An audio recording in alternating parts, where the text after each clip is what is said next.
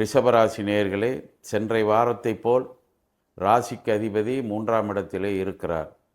உங்களது ராசிக்கு யோகத்தை செய்யக்கூடிய சனி பகவான் அற்புதமாக இருக்கிறார்.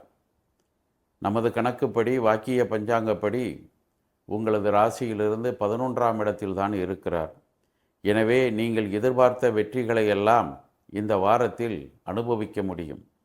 வெளிநாட்டு பயணமா சிறப்பாக அமையலாம். தொழிலில் ஏதாவது போட்டிகளா, அந்த போட்டிகளை சமாளிக்கலாம்.